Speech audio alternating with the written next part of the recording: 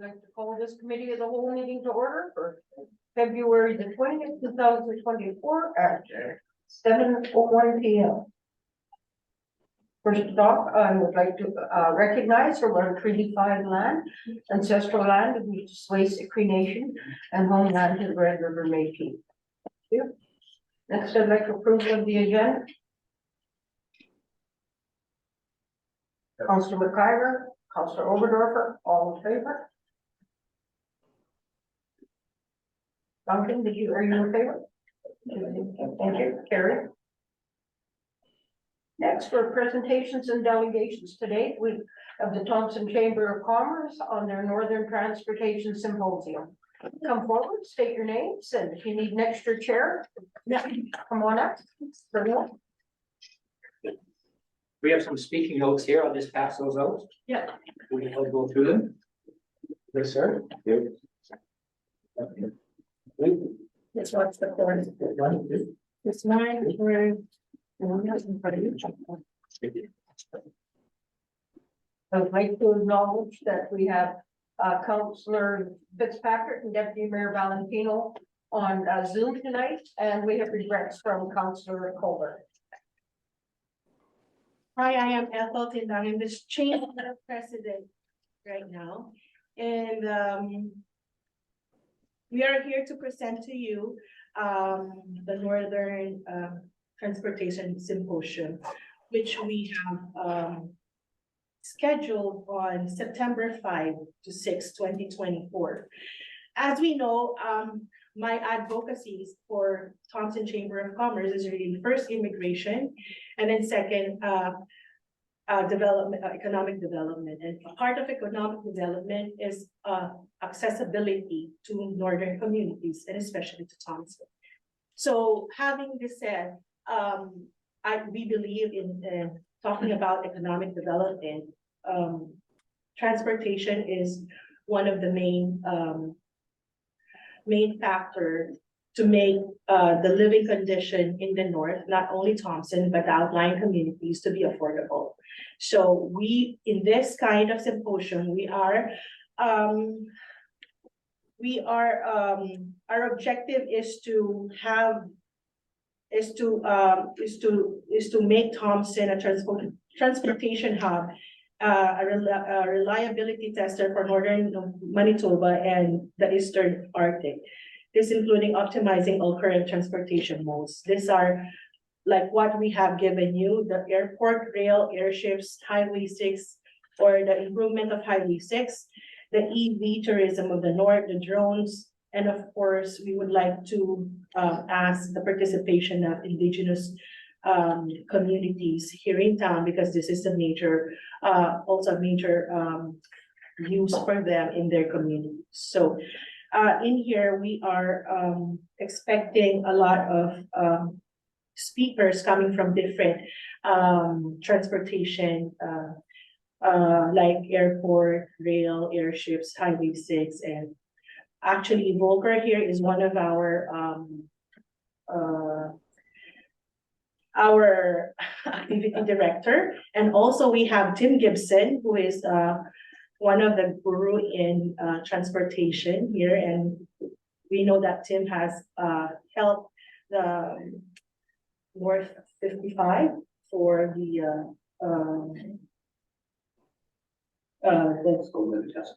cold weather testing and winter weather testing. So we have Tim as well, and also with a collaboration of ECDC, Rosanna. That's why Rosanna is here. So right now, the reason why we're here is we would like to include everyone, other organizations that are interested in this, like for example TCDC or other North, if they are if they are interested.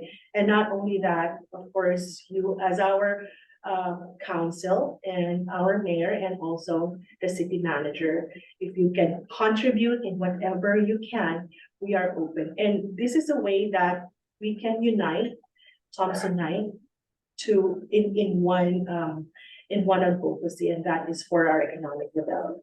So the reason why we are giving you this information.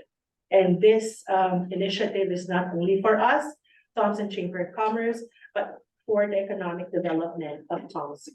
And not only Thompson, but also the northern region, because in this kind of symposium, when we opened it to different northern chambers such as the Coughlin, and Swan River, we had a good response that in any possible way, they will help us and they want to participate.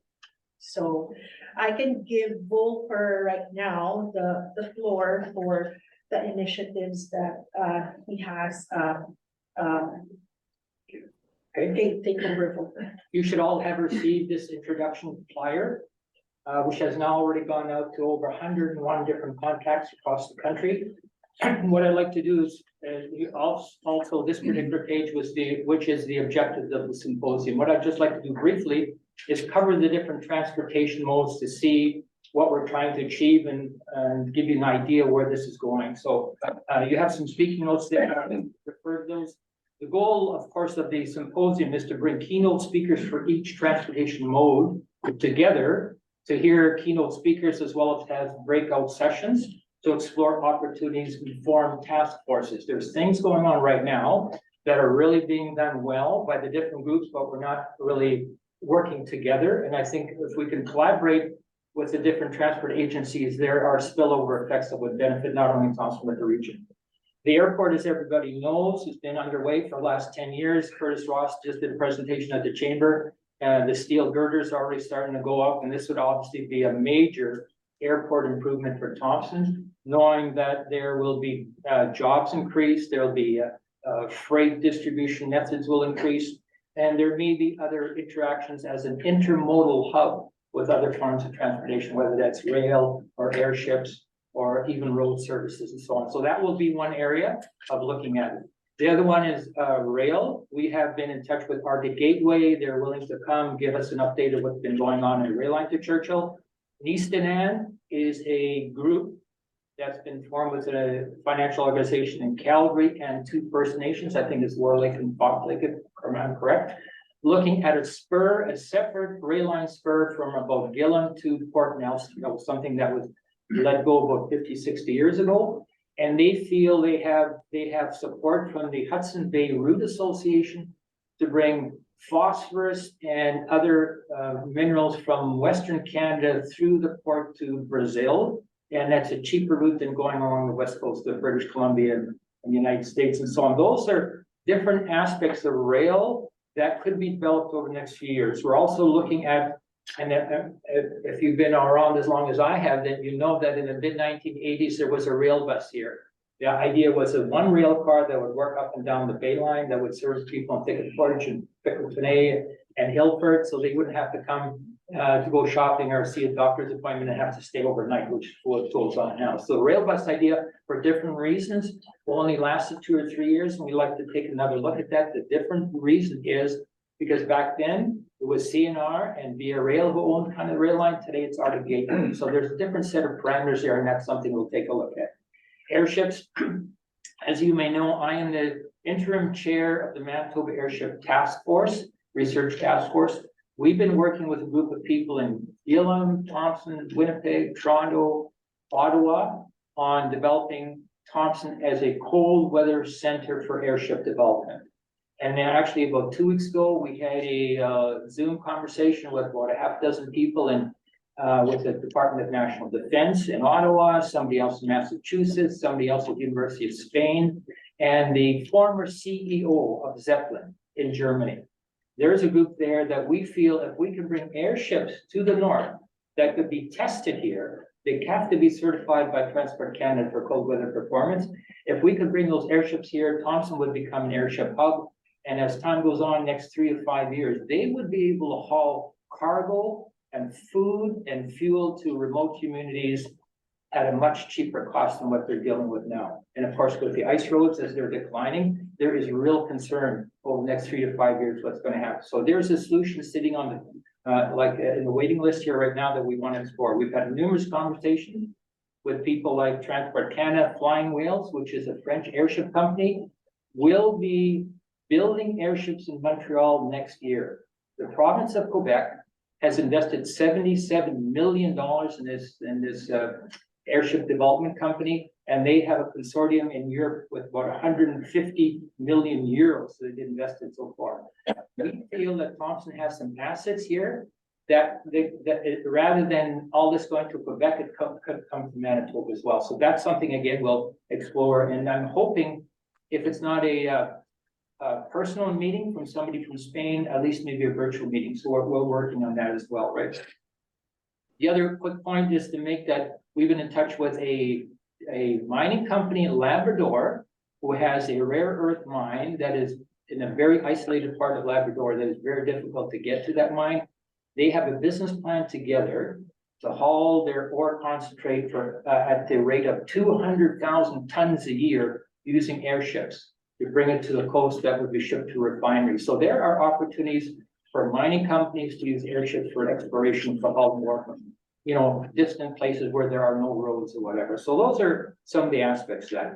Highway 6, of course, you've known that we had a safer highway group over a number of years ago that we presented presentations to the province.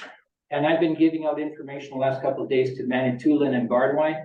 They also would like to see a number of safety features to the highway, especially in the wintertime when the snow's coming and the semis are coming on quite a bit.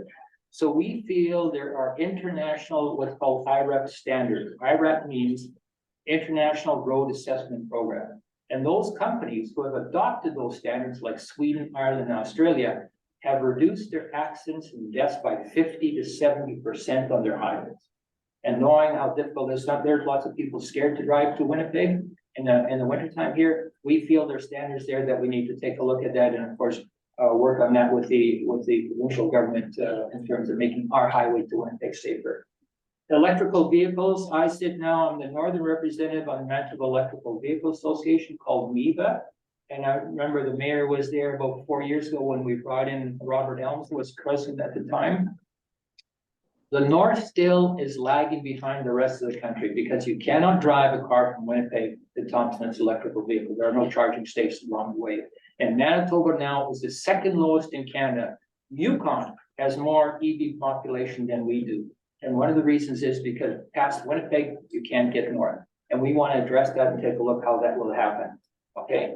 Drones, Kevin Gibson has been working with the Sub-Zero North in the Area 55 group last winter. They had drones here for surveillance. And even it's very, very soon where parcel delivery will be happening by companies like Amazon in different bigger cities. The question will be, how would they work when it's 30, 40 below? They drop that on your ice rink in the backyard, who knows how that's going to happen. But those kind of testing things could also be part of the picture. And of course, it's very important, as you probably have heard, that the Grand Chief, Walter Westesco, has reached out and on call for 1,200 kilometers of all-weather roads to service, you know, those communities that are concerned about ice roads diminishing, which is a huge cost, and to take a look at that. But airships might be the shorter solution, and we need to explore that with, you know, organizations such as KTC, MKO, and MMF already, right? So we're hoping to see that's going to happen. So that's kind of the quick overview, and bringing all these people together to form breakout sessions and task forces, hopefully will develop into some significant economic development progress in the future in the whole field of transportation. And not only that, we are also encouraging these different kinds of transportation to have their innovation that is going to be applicable here in the north. Like for example, the diminishing winter roads, they might have some solutions on that we still do not know and we want to uncover. And for that reason, all the communities could have the benefit for that kind of innovation. So this is an opening our northern community to this different kind of transportation and their innovations, because we cannot rely on the old transport. We cannot rely, but I mean, for sure there will be innovations that are five years from now that are upcoming, and we want to be the number one that are benefiting from that. So that is why we are encouraging this symposium. So the last thing I think to mention is now we just launched this now. We've already sent out a number of what's called save the dates announcement. We're working on the program now. We're putting sponsorship packages together. There will probably be an early bird registration fee, probably take until about July. In the last 3 months will be the full registration rate. So you'll get information, of course, from us. We're hoping again that the city would participate in a number of different capacities, and that's discussion we can certainly have over the next few weeks as well. Okay, yeah, I see you have this, participating if your wish would be a gold sponsor. We don't know yet what a gold I was sponsor gonna is. or what's say, involved, but we sort of, and the sooner we can get that, we're in the Of course. budget deliberations now, Yeah. so. Yeah. That would be something that we would, And it's important too, Dr. Barry Prentice is the head of the Manitoba Transport Institute. He's a professor at the University of Manitoba. He's an expert in airships and so on. He's hosted a number of different webinars of airships in the Arctic. He's a key person in our steering committee and will probably be also there as a presenter. And we're working with the Transport Institute to make sure that we try to cover as many of the bases as possible, not leave anything out, as the opportunities are significant. We don't want to be left out, whether it's things going on in Quebec with airships or things going on in southern Manitoba with electrical vehicle stuff. We feel we have assets that need to be highlighted and bring all the players together. And that's the purpose of this. yeah, one thing I didn't notice when I read today is it's something like MDRO test space, you know, with us already testing the jet engines, that could attract people just coming to see what that's all about. Too, and I could see them being a very significant Yeah. sponsor too. Hydro getting on board with the Yes. electrical vehicles. And one of their planners, Mayor Smoke, is with MDS Aero. He lives in Ottawa. He's been on our task force and helping us out quite a bit. The Glacier site, of course, is focused on jet propulsion engine. Whereas they're looking at even could airships, because of electrical generation or because of hydrogen generation, is a cleaner form of propulsion. So there's some benefits to them looking down the road, what will happen with transportation over this 5 years. Thank you. Any comments? Any or questions? from Council? Yes, Councillor over here for. I just had some questions about the Indigenous participation, so I just noticed you have that listed on here. I'm just curious, I guess, in terms of what involvement exists so far with the Indigenous community, if they've been approached yet, or if they sit on the steering committee at all. And just the reason I ask is because, like, the MKO and KTC, for instance, they represent all of those communities that you're talking about that are impacted far more than we are in Thompson by northern transportation issues, right? So just having that voice, I think, would be really important, or having some input in terms of the symposium itself, I guess, right? So I'm just curious if you could talk. We just started this 2 weeks ago, and they have already received invitations from us as well. And we need to do follow-up presentation with them to sit down and discuss exactly and I was mentioning, George, you've been very, very important that they participate, because your communities are involved, certainly the ones that are remote ones where they're. So, and they gave an example. They've already written a letter of support for some of the things we're doing with airships. And they gave one example. I don't think this is a secret. There was a house builder somewhere where the materials were flown in last year because the ice road had shrunk. The materials to build that house was $250,000. The air freight cost to ship that in was $500,000 for one house. So you realize how the hindrance of the cost of traveling to different small remote communities is very costly. And we think there are solutions here that could help those groups. Okay. Perfect, thank you. My only other question was about the sponsorship, but that's already been asked, and you don't have that yet, so thank you for your presentation. Thank you. Thank you. No other question? Yes, Councillor. Councillor Chung. Thank you, Madam Mayor. My question to you is, I know transportation is very important to the north, right, for development and also our economy. Like, what is our objective for airport? Are we going to improve the airport so that the 737 can land here, and the rail? I know the federal government or somebody own the rail, and there's so many parties down there like renting the rail from this so that we can do the bay line transport. And your airstrip, I was thinking about the airstrip. If the north, the air is coming down, means we always get a cold, feeling cold because of the airstream from the north coming down. If the airstrip is going upward, you're against the airstream. So how do we benefit for economy like this way? You know what? Those are kind of good questions you need to ask the keynote speakers who are coming. Right, I had a phone call from Calgary, part of the Neestonan group. They're creating this utility corridor from the west through the Bog, Thompson, and to Port Nelson. And the guy was telling me why he wanted to come, and he was selling me all the reasons why they're doing it. I said, you know what? You don't have to sell me. I'm just here organizing this as the event manager. You bring your ideas, airships, Neestonan or whatever, and you'll have a room full of people that you can lay this all over. To Thompson, what are benefits to Northern Manitoba? And those people will answer your question. Absolutely. okay, the next one is EV, EV and, you know, like I heard a story about in China, when Right. there's a snowstorm, Yes. all the EV cars are stranded down there because they have no electricity for them to charge. They're all tied up in the highway down there. You've been So hearing, to the north, you've been hearing myths, and if you go to, I'm administrator from a Facebook page called Northern EV. If you go scroll down, you'll hear a whole bunch of facts and results that make that kind of comment not truthful, because it's not a problem. I have known people now, personally, who've had EVs in Winnipeg for 7 or 8 years, where it's also get 30, 40 below, they have no trouble in wintertime. All they do is they charge more often. They I- charge more often. I think I Like- have some, counselor, the reason why we are, having this symposium is to have those answers that we don't still have here. And we are opening our north so that this, scientists and whoever are experts on the transportation would answer those questions that we have. We are opening our northern for that kind of innovations.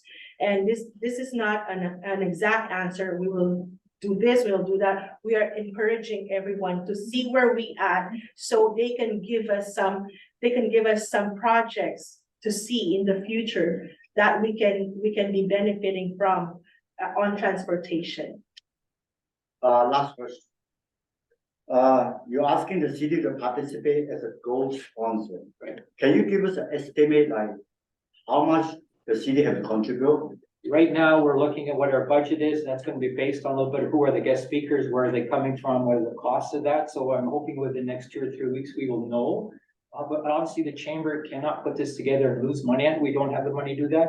So we're looking at corporate sponsorships, we're looking at registration fees, we're looking at selling trade booths, and then we'll be able to tell you how much we feel we have to raise through a gold or silver. Sometimes it's bronze not, sponsorship. like, for example, for the gold sponsor that we are asking, sometimes it may not be a number of dollars. Might be the services, like, for example, if you have some control on TRC, the venue, the lunch, one lunch or one dinner, because this will be a 2-day symposium. We are gonna be offering, breakfast and lunch, and then, the last day will be, breakfast and lunch and dinner, and Lunch then and dinner. lunch and dinner, Yeah. or just lunch and dinner for the first day, and then the last day will be, lunch, right? Well, that's right, but the beer and wine you have to buy on your own, sure. If you Yes. Okay, thank you very much. So We're working on the budget right now. we're so still a working. couple This more is weeks, just- we'll be able to answer that question. Yes. Councillor Wong? Okay. Thank you, Madam Leader. Thanks for the presentation. When I look at all this agenda, it's a huge agenda. I believe this is just a beginning stage. This is just doing the idea, see whether which one can take on and will work. But the rest, I think, is already established, most of it. The airship is the one that really struck my attention to something that really interested me, which is, like you say, the transportation purpose, even the mining company willing to invest or look into this option to ship the ore.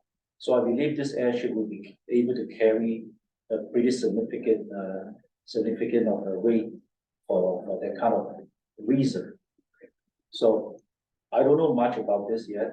So hopefully eventually we will get more detail and more information about the airship, because I also agree in principle what you just say will be benefit around the surrounding, which is rely on the winter road, because winter road is a mother nature. Especially this year, I think a lot of outlying community is suffering. Mhm. And also when there's a chance, they can transport all the drivers rushing in because of time, a very short window. And sometimes cause an accident, just the past weekend, there was a big accident going on. Thanks God, nobody, life taken away, but also it's still not it's not a good thing happen, right? And so anyway, so I believe this is, to me, my opinion is like, all this project, I think will be way faster and way easier to get the private sector involved than the government. Government can say, hey, we support this. Even if we can lobby about any grant out there that we can, especially like, I don't know, there's so many grants from federal to provincial level, and we don't know what come out every day, different thing. So other than that, I think I myself, I pretty support this in principle right now until we get further information. Of course. Thank you. Thank you. Yeah, like for what you have said, Councillor Wong, we have approached different private sectors to be participating in this so that they will see what are the objectives and what they can contribute and what they can get from the promotion. Okay, anyone? Councilor McCarter. Mayor, I have a question. How does this affect, fire and rescue, like the drones, will that be? Yeah, there are possibility of that too, from the innovations that are gonna be tackled here in this symposium. Yeah, because especially on winter roads and that, like, Yes. even right now, it's costing our agency $2,400 to go transfer one vehicle. They just, we can't send them because the safety issues and that, and then there's no cell service or nothing. And then, Yeah, so drone surveillance becomes a very, very important task by this type of technology to do that, and that's already started at last year. I believe at the site at the airport, they already did some experimenting and test drives, and that's gonna only develop further as well. All these things are gonna go on someplace in Canada. We're trying to get a head start and have some of this thing Yes. done here because it's such new technology. Okay, that's why. Thank you. Well, thank you, definitely an ambitious endeavor. I like the It fact that it started in the beginning of, February and that, so you've got lots of time to Yes, bring a lot of people on board and that, so. and we are asking for Thank all you, your so support. you have further, as you get your information. Yes, If you reach out to Anthony or myself, and we'll make sure the rest of council gets it, and thank you very much. thank you so much, thank you. Thank you. You're welcome to come to council if you wish.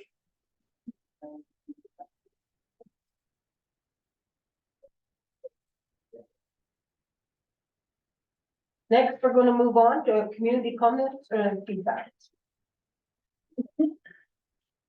Anyone with any community comments or feedback? Third and final time, any community comments or feedback? Thank you, seeing none. We're gonna move on to reports, the RCMP report, I see they're not in attendance. Anthony, are you gonna? No, I'm not gonna review them. Yes, we're in receipt of 2 reports from the RCMP, one for the month of December 2023 and one for the month of January 2024. And they're provided for information, and then we'll ask them to attend next week. They were invited tonight, but obviously something must have come up and they're not in attendance. Thank you very much. Next, 6.2, community services report.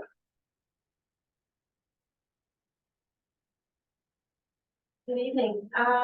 For January, just on the public safety side, I mentioned last month, we did hire a position for the public safety manager. They're starting on Monday, this coming Monday. So we're pretty excited to have that new position taking care of the animal control, the bylaw, the license and search for the CSOs. We've also are currently reviewing the traffic and the animal control bylaws. We're hoping to have the traffic bylaw completed by early spring, which is going to assist us in being able to put up the signage for the dangerous goods and truckers. We do have, I think the poles arrived, but we did order all of the signs late last year. So hopefully the signs are going to be in, I believe we ordered them in September of last year, but the signs haven't arrived yet. So we're hoping to have both done at the same time, because we can't really, we can't do the bylaw without the signs in place. Because we can't enforce anything that was signed, so we're hoping to have that completed. And I haven't included the CSO in this report, just because normally I do a separate CSO report, but I've included in this one because we are down to one CSO. And unfortunately, since writing this report, we did go through and we did have one applicant that we did hire. But unfortunately, for personal reasons, they're not able to attend the training that takes place on February 26th to March 22nd. But they still want to continue with the process of working with the city. So we're just going to wait and see when the next timeline comes up for that training that takes place in Brandon. Unfortunately, there's not a consistent times and dates set for the training. But when the next training does come out, we will be moving forward and putting them through that.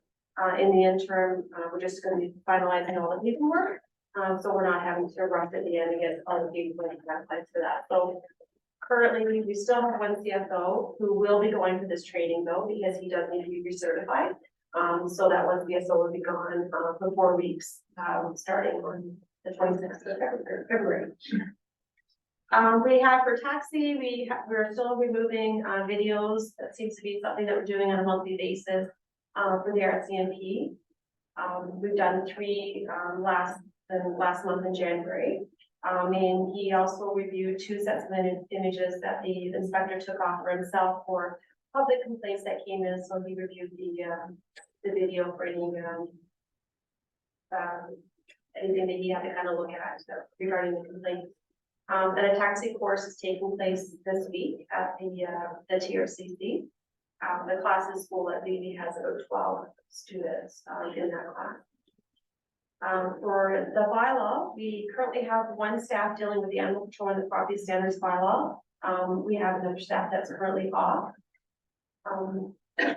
So that's obviously going to decrease the stats and things that we're dealing with just having 1 staff, but because it's winter, it's kind of a good time. We don't have a lot of pets that are running around, so he's really dealing on it as a case by case basis right now. As you can see in our stats, to date, we have licensed 124 dogs and 17 cats. And again, we still need to get those numbers up because we do know that there's a lot more than just those that number of pets in the city. I think there was just over 300 last year. There was a discount and people did register, if they did register their pets before February the 1st. Small discount, but still a discount nonetheless. Unfortunately, we're not up to where we were last year yet. So our infractions for the bylaw, we've issued, there was 23 tickets that were issued for garbage and recycling bins, and then 14 tickets for parking on the street on garbage day. And then continually controlling the community, dealing with the parking, improper parking, or handicap parking, and tickets were also issued for those. I think there's 6 handicapped and 8 for no parking. Any questions? Thank you. Councilor Moore? Thank you, Madam Mayor. Thanks for the report, Sonia. Every time when I look at the report, they always trouble me about the CSO. Looks like we always struggle with the number. I believe we budget about 4 people, right? So occasionally we get the report say, yeah, we finally got 2 guys coming in, go for training. And then after the report, the next report say, oh, someone quit. So we keep on struggling this. Ideally, I like to see all fulfilled. Since we're budgeted, might as well fulfill and make the job work and make the community look at, we have someone to do it. So somehow I don't know how that we can accomplish that task. So maybe in a different way of we have to have a conversation to see what kind of way we can make that better. I'm not saying it's bad now, it's just like we cannot get people. What is the reason? So maybe that is the topic that we need to among ourselves to brainstorm, sorry, to see what can we accomplish that. So other than that, I think the majority is just a formality and all this is normal. Sorry, I have one question about the bylaw. Can the bylaw do the CSO work? Is that a two No. different training? Yes, you would have to go to training in Brandon, so they would have to spend 4 weeks in Brandon to do that training. So can CSO do bylaw job? Yes. Okay. Thanks for that. Thank you. And I can add, we actually did, February the 8th, we had with the RCMP and the fire department, we did promote the CSO role. We had our CSO there and the HR, I didn't put that on the report, I forgot. But we did promote it and we had a table set up with the lobby and the TRCC to know if their job there. We did have a few people that did come to the table to talk about CSOs, so. I didn't get applications yet, but they did come and ask questions. So I'm gonna be, I have one more question about the UCN. Is there any update that they're willing to redo the TORS here? Yeah, so the courses have to be approved by the province. Currently, I believe the province has only approved Assiniboine Community College to deliver the course, and the courses are all scheduled down in Winnipeg. We requested a northern course and they decided to run it down south because the city of Winnipeg just hired a whole set of transit patrollers who are actually CSOs. So that's why the courses are running down south. But there are discussions, if we can get enough people from surrounding communities, that they will run a course up here in 2024 at UCN for us. So we'd have to work from our partners at Northern Affairs, KTC and other, MKO and others. But if we get the minimum class, which I believe was 12, they said they would run a course up here. So that's something that we're working on as an administration. Okay, keep working on it. Thank you. Thank you. Deputy Mayor Valentino? Thank you, Mayor Smook. Yeah, just a little bit about the CSO program as a whole in the province. It's really done a big overhaul and kind of changing its focus, and some of the legislation is changing. So municipalities can really do more with it and tailor it more to their municipalities. Some municipalities are really using it for just, say, traffic enforcement, or for the scale people. They have the ability to enforce that also. So it's really starting to do a bit of a changeover. And definitely one of the things is to have the training in the north, similar to the fire and paramedic training. So there's definitely a movement on making some training within our own region, maybe not in Thompson, but in the region. It has to happen because other places in the north are looking to have CSO programs to some extent also. So that's something that's happening. And I was also kind of along the same lines asking if we did have an applicant for a CSO position, but they're unable to go to the training. I hope that we have still hired them, and can they just do something, whether it be just shadow in the bylaw department or do something to keep them employed till they are able to go for the necessary training. Thanks. Any further? Yep, seeing none, thank you, Sonia. Oh, sorry, Sonia. Thank Councilor you. over there. Thank you, Madam Mayor. I just had a question about the training, not really the training, but just I wanted to clarify when the training is happening, we won't have any CSOs during that time. Is that, am I understanding that correctly? That's correct, yeah. Thank you. Will anyone else be assuming duties, or they'll just be? They can't, because the duties are delegated to the minister's office, so their specific individuals are identified as having those powers. You can't delegate those fully. Thank you. And I think one of our issues too is that we don't get much notice ahead for the training. They decide it's, within 2 or 3 weeks, sometimes as the course is running, they're trying to give up your life for a month, to go down for the course. It's tough too, so that's why we keep pushing to have a course in the north for the north. Thank you. Councilor Tom. Thank you, Madam Mayor. Since I heard that CSO can do the bylaw officer job, why do we amalgamate the two teams together so that they're more effective? And also, we have 2 CSO vehicles parking down there as well. And are we still budget for 2 vehicles? Yeah, so still budgeted for 2 vehicles. 2 of those will be covered by the upcoming enterprise fleet management, I believe. In terms of amalgamating the positions, there have been discussions, I believe the city of Yellowknife has something called a municipal enforcement division. That's a model that we've looked at a preliminary level to see what would it look like, if we were to amalgamate all bylaw, animal control, everything under a CSO model. We'd have to involve our unions in that discussion, but that's something that we've looked at internally for sure. Thank you. Anyone else? Okay, seeing that, thank you so much. Next, we're going Thompson Fire and Emergency Report. Steve? Pardon me, thank you, Madam Mayor. We'll review it in a flip-flop motion. We'll look at the fire and ambulance responses for the month of January, then I'll move into my station report. So, under the fire responses for the month of January, you'll note we had 21 calls for the month of January, which is up slightly of 40 over 2023. On the ambulance side, for the month of January, busy month in total, we had 643 calls, which is down slightly from 684 from the previous year.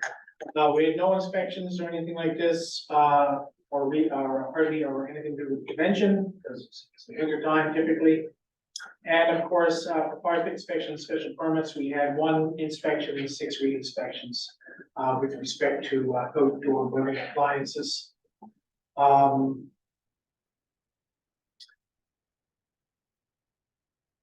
Looking at the split screen, I apologize here. So, yeah, so again, on the general alarms, we had it's like a 27.5% increase over this time last year. So the percentages, I apologize if you're viewing the same as me. Moving into the station report.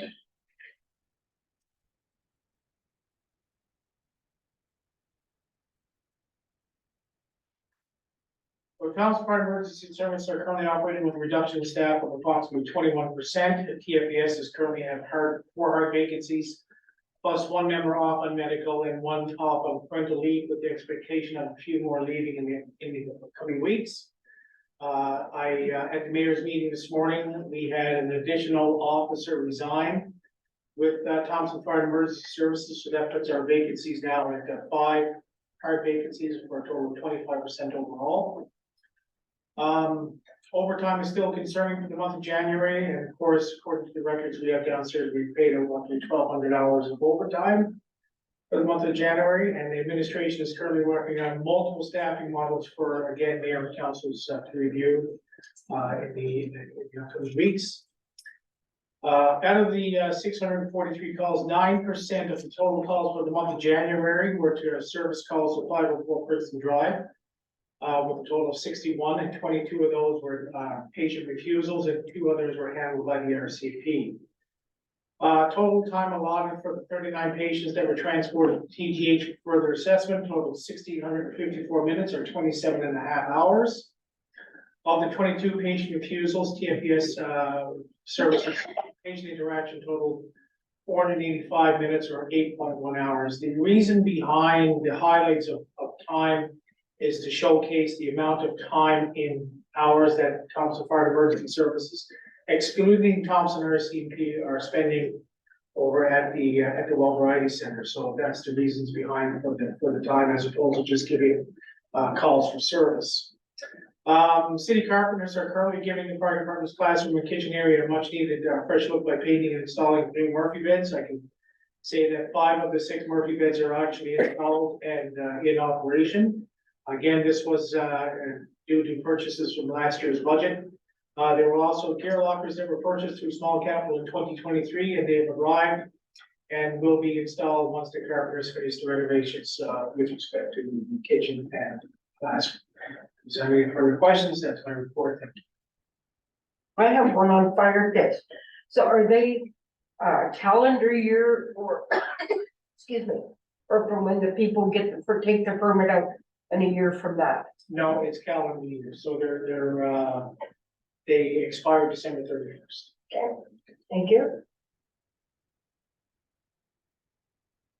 Councilor Wong? Thank you, Madam Mayor. Thank you, Steve, for the report. I just want to ask you one question about the ambulance call. So when you have 643 calls, do you send 643 times out? Is that how it works or it's not? It's all depend. When you ask the question, so whether you send or not, or you just send out 643 times. That's calls for service. Now, at that point in time, when the doors open up, a call is generated. I'm not speaking to with respect to patient refusals, handled by other agencies. That's for the month of January, we had 643 calls recorded. And also send out ambulance. Pardon me? Also ambulance go out and Ambulance go. attend to this call. Yes. Okay. So when I look at the math, you only generate like $201,000 for the revenue. So that means not every call you get charged for that, right? Is that how it look like? Well, currently on the fees and fines, we have no cost recovery with respect to any interaction with agencies. Whether they have been handled by other agencies. I'm looking at developing some fees and fines for administration to bring forward for your approval. So my last question is when I look at your manual, you said 9% come out of 504. Is that I assume is the healing center? The well variety center. All right, thank you. Anyone else? Councillor McIver? Thank you, Madam Mayor. I have a question.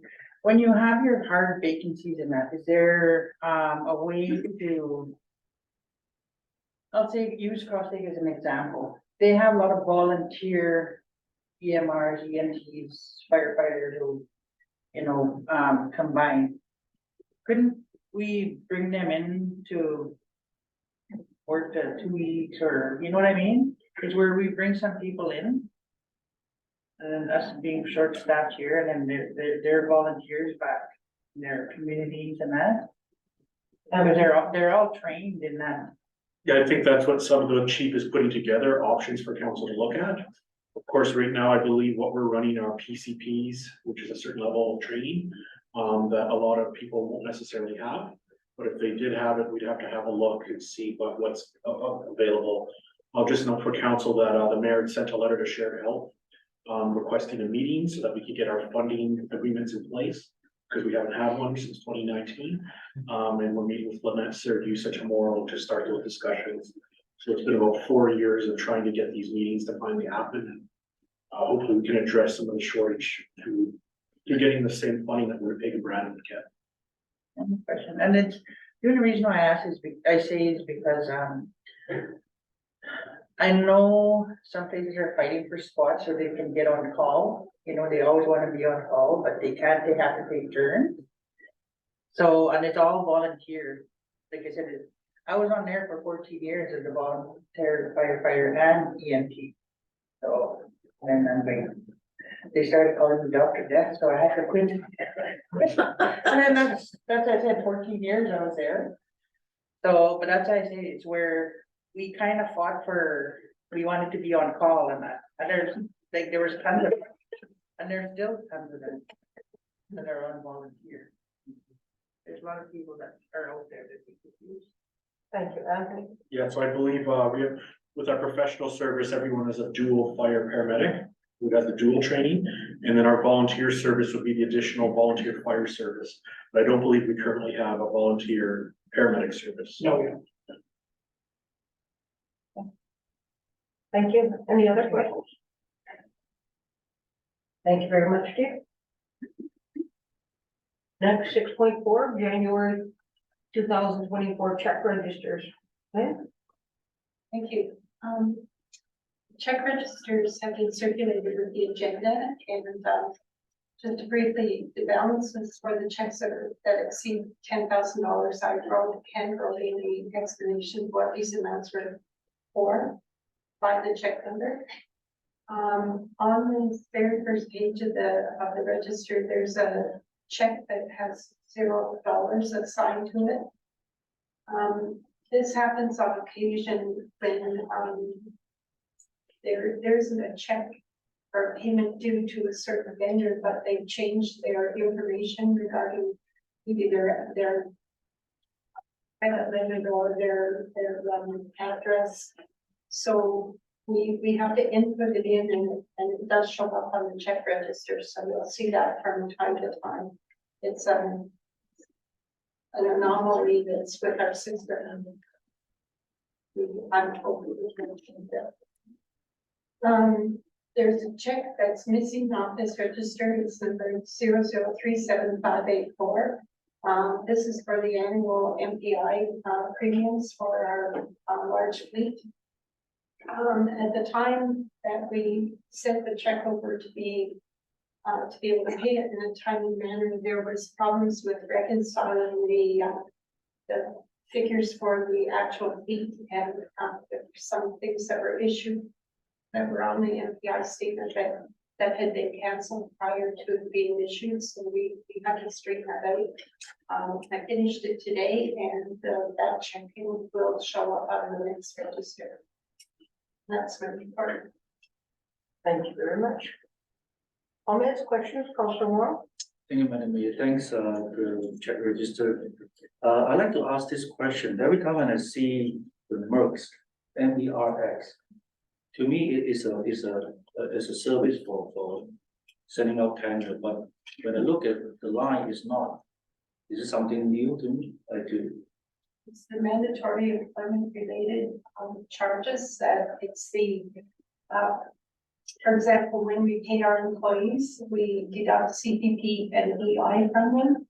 And then, and their income tax, and then every month or every 2 weeks, I believe, we have to pay the government not only the money that we deducted from the employees, but we also have to pay the employer's cost too. So right now, we have to match the CPP deductions by 100%, and the employment insurance, I think.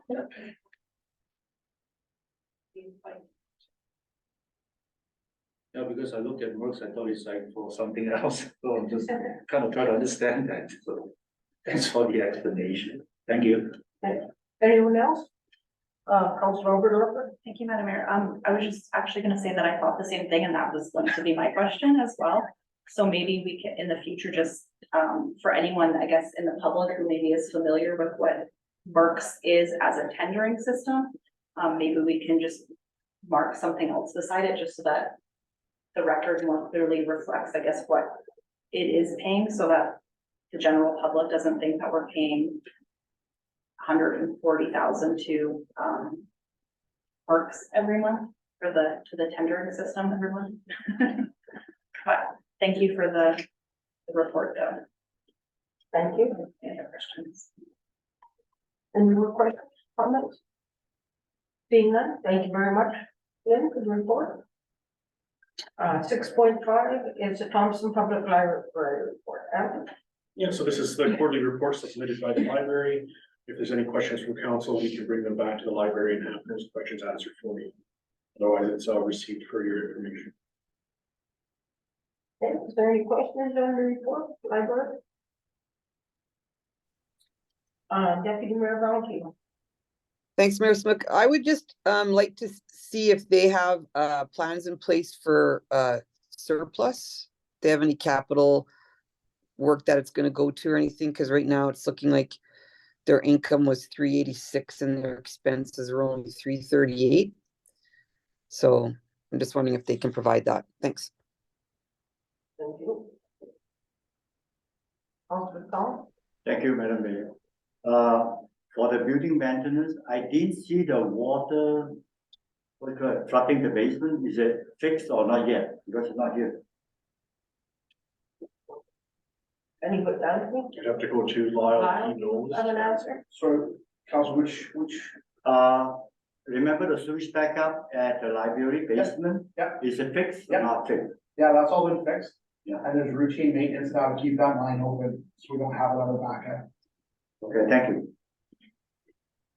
Okay, thank you. Anything else? Okay, we'll find out about the surface.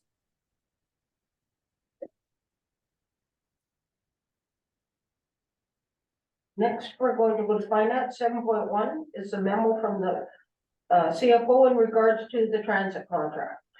Lynn? Thank you.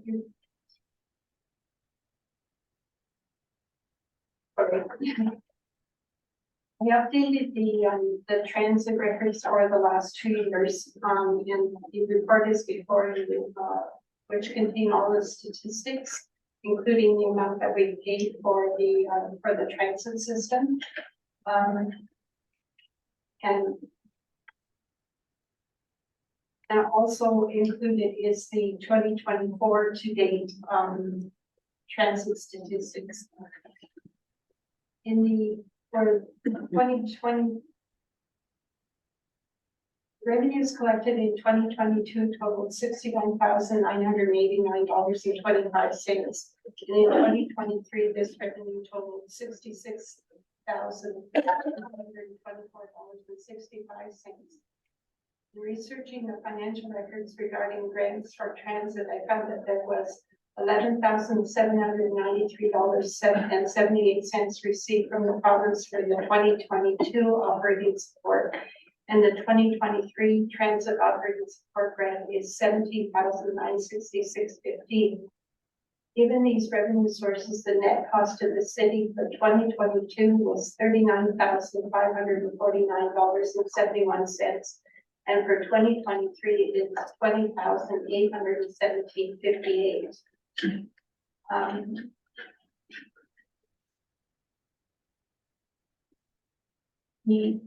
There was a large difference in the 2022 statistics for the number of riders that were seniors and students, in that from the months of January through to August, senior citizens were offered free transit rides. So that increased the amount of ridership for that category by 3,149 riders. But in 2023, there were no longer having free rides, so the statistics fell back to the same normal levels.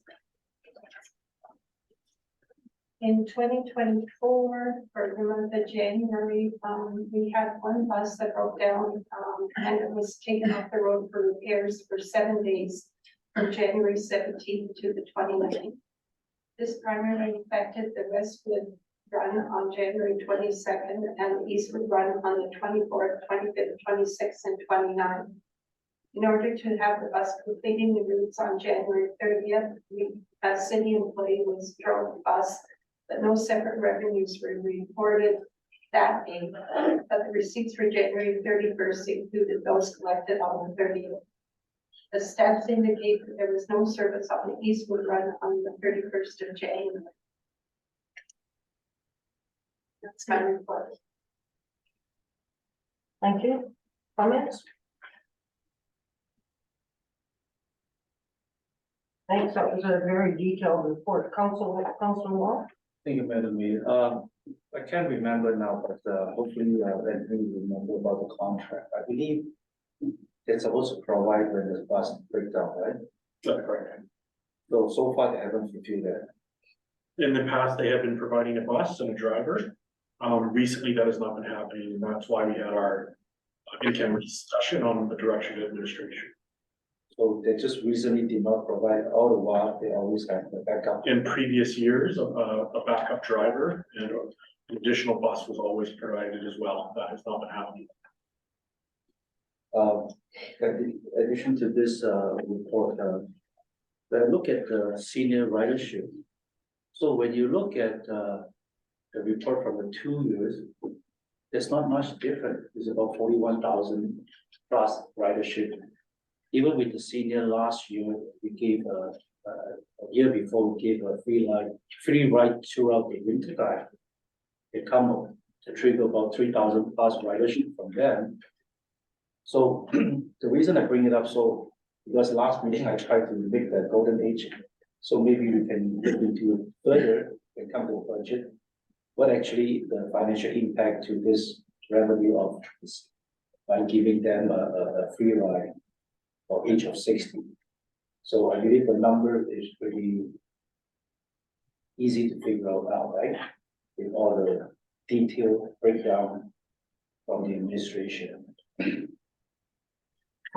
Yeah, we can probably bring that back as through the budget process and provide council report at that time. And thank you. Deputy Mayor? Thanks, Mayor Smith. I would think that this is a bigger discussion, the whole transit that we have as a whole and the contract and where we are going with that. If this provider isn't fulfilling the contract, should we be looking to exit the contract and look for a different provider? I think those are discussions that council needs to move forward with. And based on the report about transit, is there any kind of a recommendation from administration that they would like us to start to look at or change, or is there some kind of a discussion that they would like council to start to have? Thanks. Lynn? We're currently doing an analysis of the contract that's in place. This contract expires at the end of June this year. So we have to get up and get going on this so that council can have a comprehensive study during the budgetary process. Thank you. Councilor Wong? A quick question. Is that the ridership compared to a few years ago, are we getting less or getting more? I can't remember now, we used to have every year what's the ridership, but the last 2 years we had none, but if we compare, are we dropping the ridership or are we getting more ridership? We probably have to do a comparison. I know I have the stats from previous with the CFO came, so we'd have to get our numbers together. I wouldn't be comfortable answering tonight, but. No, I'm not expecting to answer right away, I'm just Yeah. saying like, just That'll kind be of keep something. in mind, it looks like. Be something for the big picture. Yeah. Thank you. Anything else? Thank you, Lynn. Point 2 is a memo from the CFO and the fire chief in regards to early capital purchase for 2 positive pressure fans for the fire department. The 20. Hi, good evening. Yeah, so currently the city has 2 positive pressure fans contained on the fire trucks within the fire department. These fans are no longer able to be serviced as they're obsolete and replacement parts cannot be supplied. The fans are used to basically extricate smoke from a burning structure. Also to note on this that these fans have been in place since I started in 2003 and operated with the same fans. Attached to the memorandum, please find copies of the quotes received from ABC Fire and Safety and Seahawk for the purchase of 2 fans to replace the obsolete equipment we currently have on site. This is a formal request to approve the early capital purchase of these fans from ABC Fire and Safety equipment for the total quoted price of $14,918.40, all taxes in. It is further recommended that the purchase be offset by a transfer of funds from the equipment reserve. The reserve has a balance of $1,551,928.23 as of December 31st, 2023. Thank you. Lynn, did you have any comment? Anthony? Yes, so the administration would recommend the purchase and that we bring forth the resolution at the next meeting of council so that the department can move ahead. I just have one question before, seeing so such a difference in the prices, were they apples to apples for what they were offering us for the 2? The request was to, Specs? the specs basically was to purchase an 18-inch fan that is electrical capabilities, either be battery operated and or shoreline in the event of cold temperatures and continuous use. And the quote from Seahawk does not include the shoreline capabilities as per spec. So ABC does. ABC has that dual purpose for the inclement weather that we all know about here in the Okay, by a show of hands is in favor of recommending as per the chief, the fans that they've asked for. Okay, and the resolution for Councilor Tom, you okay with? Yeah, I'm in favor. Okay, thank you.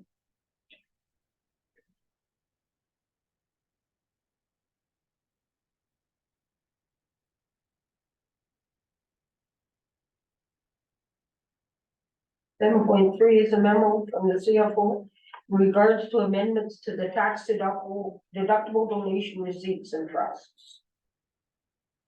Yeah. Thank you. This, policy changes before you, because of the changes in 2021. Would have brought forward the Revenue Canada's rules for issuing tax deductible receipts.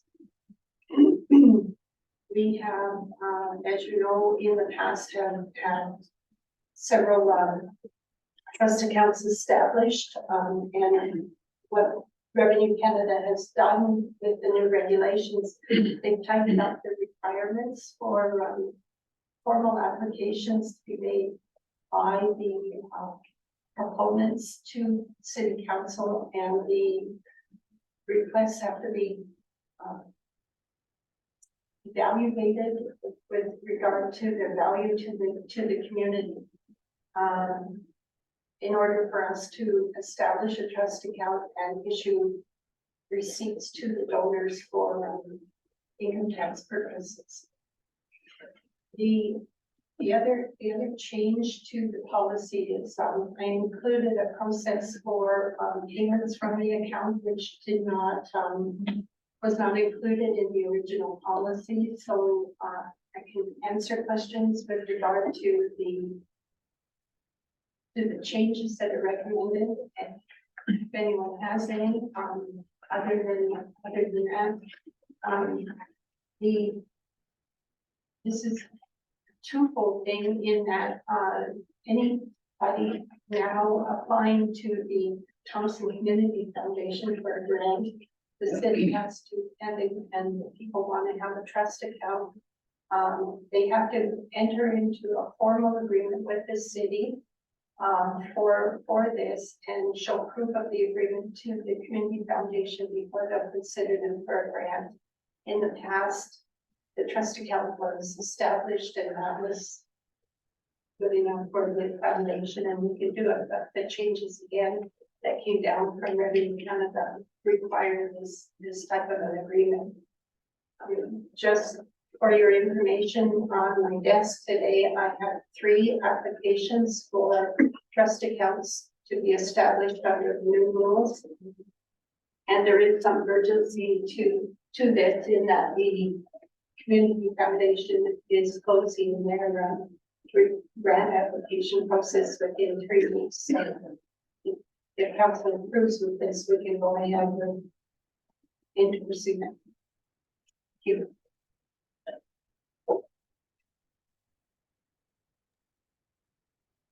Deputy Mayor Valentina. Thanks, Mayor Smook. I'm just wondering, because this is time that our finance department is gonna have to put in with now these 3 applications, and everything's gonna be a panic with a deadline attached. Can our policy, or can we have a mechanism in place that there has to be like so many days before, you know what I mean? Like, I can't come in and say, oh, I'm this organization and I need to set this up with the city because I need to get my grant application with the Community Foundation by tomorrow at 4.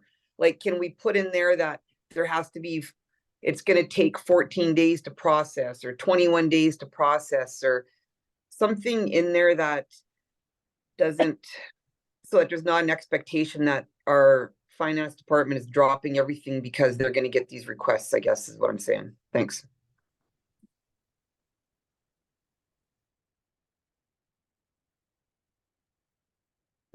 We can certainly add that to the policy that there is a timeline. Will that negate the last minute requests? I'm not sure unless we adopt a policy that gives it a permanent final application date. I think that the hard thing is for people know when the Thompson Community Foundation, for example, gives out their grants, which is usually in the month of March. So with the assistance of our communications officer, we need to do some publicity on that. And maybe say, look at, you know, it's we're coming upon to the end of this fiscal year end, but we know that grants are available for certain projects from the community foundation or other areas like the provincial and federal governments. And if you are a group, a nonprofit group that requires assistance from the city, you need to get your application in by no later than the end of January every year.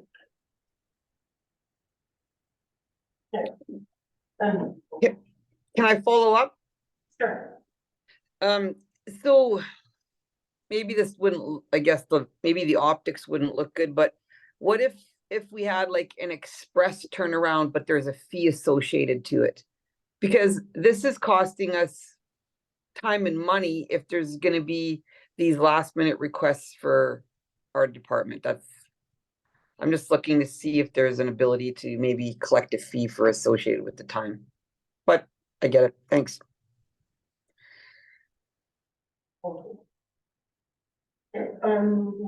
Councillor Wong? Thank you, Mayor. I go through the policy like very quickly, but one thing I like to see, no, let me ask this question. Is it based on this policy or based on the trust fund? Is there anybody qualified to apply all this criteria for them to apply? They have to be a nonprofit organization within the city that doesn't have a charity member.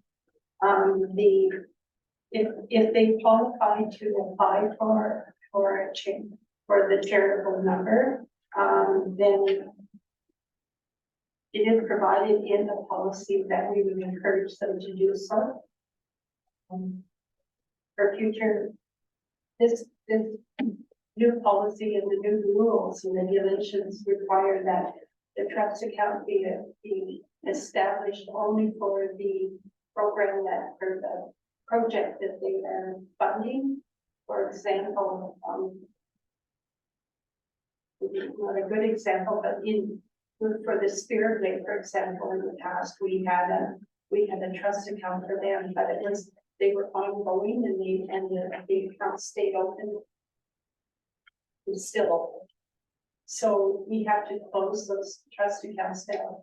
Under the new regulations, their trust account would be open for the project during a certain period of time, and then it would be closed and the funds would be released.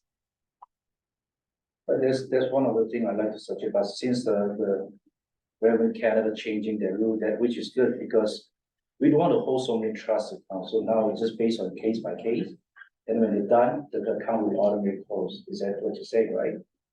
So I don't know, like this is something that like the city will not give out a grant for like we don't have those set up for giving grant. People using the city as a tool because we can issue the charitable receipt. So, like for instance, what is called the community foundation, they don't have that charitable receipt that can issue. That's why they use this to give out grant, right? The community foundation, as I understand it, in other communities, can take on projects like this. Not just the city. They can give charitable receipts for donations, and they can do it for a specific purpose. Our community foundation is not set up to do that right now. So the beneficiary has to be charitable or not charitable? You have to be a nonprofit. Have to be non-profit. Yeah. That's different from charity. Thank you. Councilor Woodward? Thank you, Madam Mayor. I just want to go back to kind of what Deputy Mayor Valentino was saying. But I'm just wondering if there's a way we can maybe work with the community foundation or have a meeting with them to talk about potentially them changing some of their policies as well. Like I understand that we're going to want to see a completed application, or that we have to meet Canada Revenue's requirements. And so I'm totally in agreement with the changes to the policy so that we are compliant with whatever the requirements are. But maybe like if they're closing their deadline for grant applications was this week. Is there a way to work with them so that they give a certain amount of time in between reviewing and processing those applications for us to do our process, if that's something that's gonna have to happen now as a part of that process? Like, I think it's not only the city that needs to look at how we can change our processes to fit, but if it's something that needs to be done in order for their process to also work, maybe we can also both look at adjusting our timeline or our policies so that that timeline works for groups. And it's not putting too much pressure on our finance department, and also kind of alleviating some of those concerns that Deputy Mayor Valentino brought up about having to kind of drop everything because we have this emergent situation come up where we have all of these grants that need to be approved essentially to go forward at the community foundation by a certain date. So, Or even have the community foundation have where our requirements are in part of their beginning of their application. Not just, you know what I mean, if they had what our rules and regulations were too. But if people have to come to us, might help as they're giving out their applications. I understand that part too, but I guess when you think about, and I mean, like, I would say that the city is probably guilty of the same thing. A lot of times when you're working on a grant application, you don't have it finalized and complete until the deadline, right? Like until it's due. So that might not help alleviate the situation either. If people know the deadline's a certain date, they may not have a final application to submit to us in order for us to be able to review and approve it before the deadline for the grant application being due. I guess that's kind of where I see an issue in terms of us being able to, I guess, approve that portion of it in order for us to meet the deadline also. So maybe a way to alleviate that is to see if the community foundation can maybe give some time between their deadline and when we have to give that approval as a part of sort of their process of approving an application possibly. Maybe there's some other ways that we can work around that just so that there is time for us to do it in a reasonable time frame, but so we're not putting so much pressure on our staff. Your conversation with that, with you, Anthony? Yeah, we can set up a meeting with the Thompson Community Foundation to discuss all the concerns that were brought up, and then if council's fine with it, we would bring the policy for next week for a resolution to make the changes that Lynn has currently. And if there's further changes that need to be made after meeting the foundation, those will be brought forth for a future policy. I just have one more thing, thank you. On page 2, under application section, I'm just wondering if there's a typo there, if it should just say where. Or in front of it. I'm just wondering if that was meant to be deleted. Crossed out, okay, where the project is. Thank you.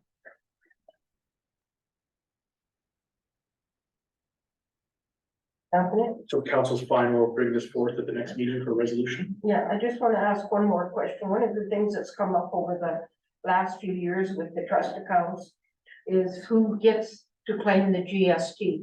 We've had, you know, the organization that gets the goods, has, some of them have told us they thought they should have the GST. And in terms, then the city says they should get the GST claim. So do we have that figured out with Revenue Canada, or could maybe ask? When we pay from the trust account, we pay the whole amount of the invoice, and for the GST, we don't claim it back. That's up to the group. So they get an accounting of the invoices that have been paid. Either they pay it and we receive the money back from us, or we pay directly to the supplier. But we don't claim the GST that is paid on invoices from the trust account as a rebate. That's up to the group that has their own GST number. Thank you. So is everybody, yeah, Councilor Wong? I just want to continue the question, because what we understand is like when the project is under the trust fund, the city right directly to the supplier. So it's the city pay for the bill. So the GSTs come to us. It's not It's not from the organization, like the check to the invoice. That's why we had that question arise to ask about, because we pay for the bill under the trust fund, but the bill is paid by City of Thompson, not paid by the organization. So how can the organization using the City of Thompson to claim the GST? They were never able to. So that part, that's why we have the question. I still never got a clear picture yet. So that's why I believe that's what Mayor asking about. Same thing, I have the same question as well. So maybe we need to clarify that section, that particular piece of the question, right? I know it was questioned a couple of times in the last couple of years before. Okay, something that we could check in, but are we okay to bring this resolution forward? Or show of hands? You have another question? I just wanted to make a comment. Thank you. Sorry. And maybe Lynn will want to comment more, but just regarding trust accounts, when you're holding funds in trust, that's essentially what you're doing, right? You're holding them in trust, so it's not your money. And you're not spending it on something a project that is for your organization essentially, right? So it's just being held in trust exactly as it says, which is why we wouldn't get the GST rebate for any money that's being spent out of that account, because it's not our project, it's not our money, we're just holding it in trust. And so there's certain legalities that are attached to a trust account when you're holding funds in trust, and you have to follow those when you're using a trust account and you're spending money out of that account. And so if we were to claim a GST rebate against money that we have in a trust account, we would essentially it would be fraud essentially. Like we can't claim a GST rebate against money that isn't ours for a project that's not ours. I hope that makes sense, but for me, that's the way that Well, it makes sense. Understand it. Not how it's been explained in the past, but, okay. Counselor Chong. Thank you, Madam Mayor. Please help me to better understand, like the Thompson Community Foundation provide the grant to non-profit organization, right? But the non-profit organization cannot write a receipt for the Thompson Community Foundation to write off, or that's why I have to go to the city. Is that what you mean? So the city can provide the tax. Lynn?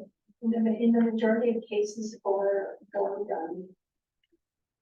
fundraising through a trust account, the group that's doing the fundraising has applied for a grant, which may cover part of the money being for the project.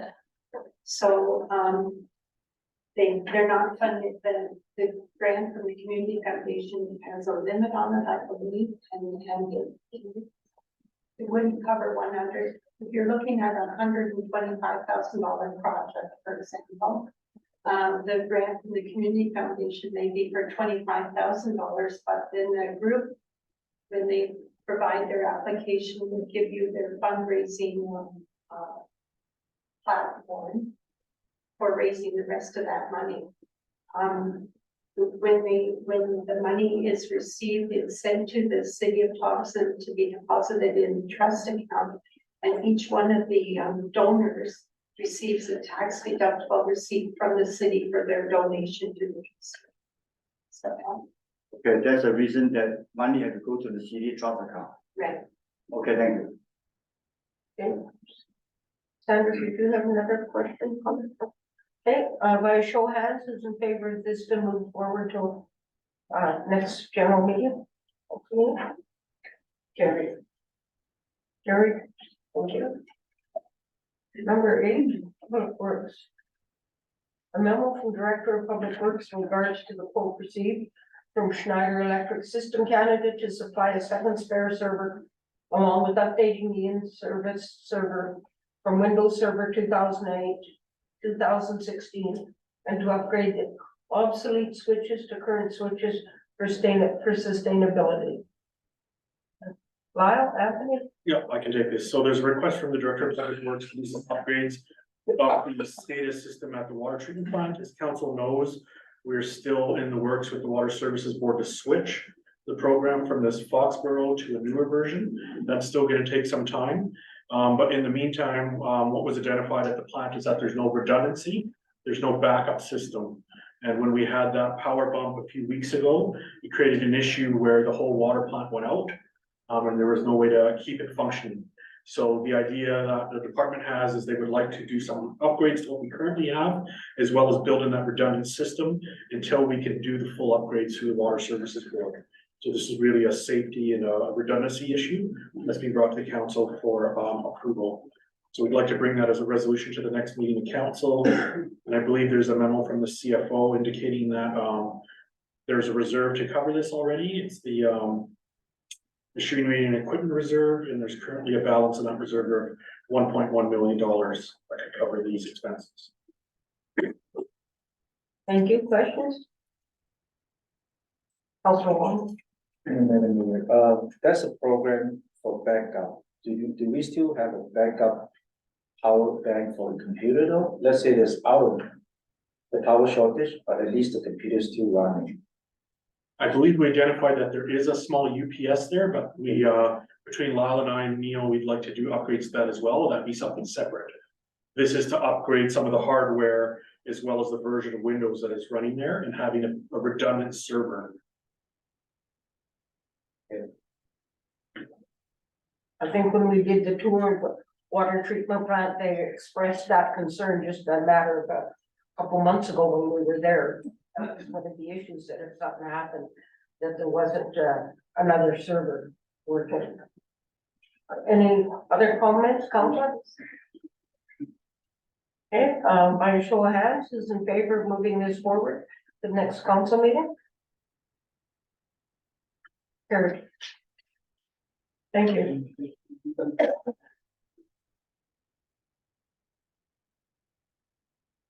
We're going to development 9.1, a memo from the Director of Development and Technical Services in regards to the tabulation of prices for the electrical services for city-owned buildings. Lyle? Yes, good evening, everyone. So the city is currently at the end of an existing contract with KNC Electrical. This contract expired at the end of December 2023. So we issued an RFP in the early new year to look at a 2-year agreement for electrical services. And this was published in the Thompson Simpson. The information is available on our website, and our procurement department sent out information to various local suppliers. We posted it on January 18th. It closed on February 1st. We received only one bid, and that was from KNC Electrical. The tabulation of price table is there. Again, we don't have electricians on staff, so this is a very well-used contract, and we'd like to have council approve the award and entering into this 2-year agreement with KNC Electrical. Comments? Councilor Wong? Thank you. Is there any reason we just go with the RFT versus instead of a vendor system? Vendor system means like you send out the invitation for all the electrician in town, or company, whatever. So they put a price in, so you have that on the list. So how much the charge per hour? So now you don't stuck with one particular contractor. So let's say you call number one because of the price or qualification. If they're not available, you go to line, second line. So that means you get service quicker than, if let's say this company tied up with big project, a lot of times they're out of town. Then you stranded with a job for maybe a week, something like that. So is there any reason why the administration doesn't want to go that way? Even the public work used to do that too. The director always go to all the contractor in town and say, look, what is your rate for loader? What's your rate for truck? So they have a list, so that way they're not going to be waiting for one particular contractor to do the job if they need an emergency. So is there any reason why we don't go that way anymore? So the way the existing contract was, and as this one will be, it is not a sole service provider. So if just that exact thing happens and we go to them, they're not available, we're not tied waiting to them. We are able to go to other vendors and look for their services in this job. And that has happened in the past. The other thing is this is not locked in for capital project work. So this contract is excluding any major capital projects, so. We have done that before, where not just this, but of other service providers, they are not sole source contracts. If they're not available, we're able to go to others. But we have to do that through the PO process and purchase direct PO process. But you don't have other people rate, so they can give you any rate they want. Right, that's what I'm saying, we have to go through a purchase rec, so we have to go to the other ones and say, okay, what's your rate for this job? Collect it back and go to the PO. It's not as speedy as this, you're right, but, Why complicated the process? Make it easy. Vendor, go with that way, rather than PO, purchase agent, so many steps. That's my suggestion, but again, it's still up to the administration. You are the one who run the business, not me. Anyone could have put their prices in at this point, so this was open for people to put their prices in. Only one bothered to do that. It was so complicated. It was a table. it's a table filling a price, all it was. So it's actually just when you'd ask for, Counselor, it was a table and filling your price. So, I reflect based on the market, respond from what I heard, okay? So anyway, thank you. Well, thank you. Any other comments, questions? Councilor River? Thank you, Madam Mayor. My questions are, so I see here in this cost sheet that's attached, the summary table, that it says estimated annual average has hours listed here, and then total estimated price. So does that mean that this isn't the set price? This is just what we're estimating the usage to be under the contract, or? the set prices will be their unit price, their price per hour. So for example, on the first line item, it's, their unit price is $75 for the first year and $80 for the second year. Those are set. We just gave an estimated annual quantity based on past use to the total set of the contract. So the only prices that are locked are the dollars per hour, the cost per hour. Okay, but we're only charged per, Correct. based on our usage? Correct. Okay, Okay. that's what, thank you. Anyone else? Okay, who's in favor of moving this contract forward to come to regular council meeting? Who's opposed? It's carried. Okay.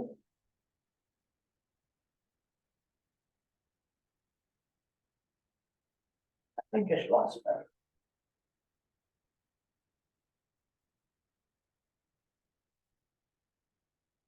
Next, we're going to, legislative news release from the province of Manitoba in regard to the new chair, directors, to the shared health board.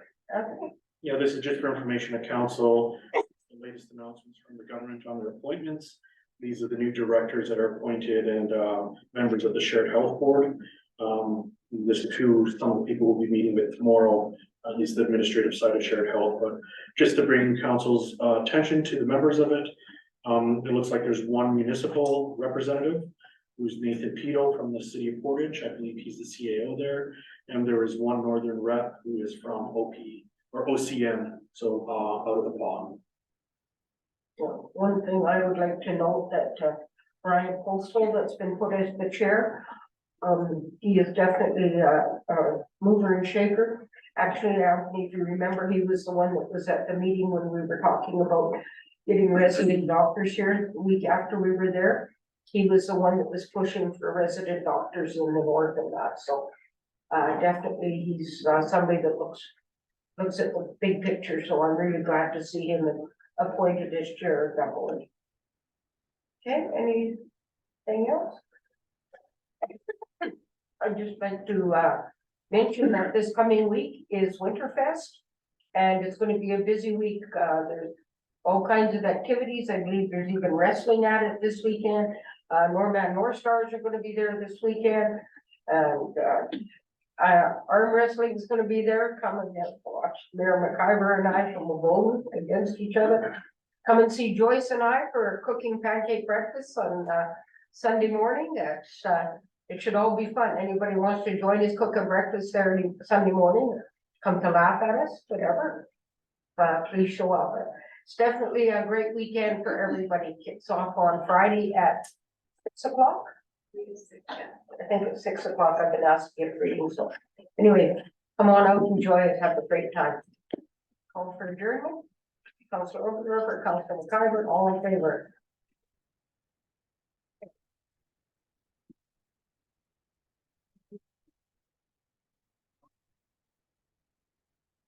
Yeah.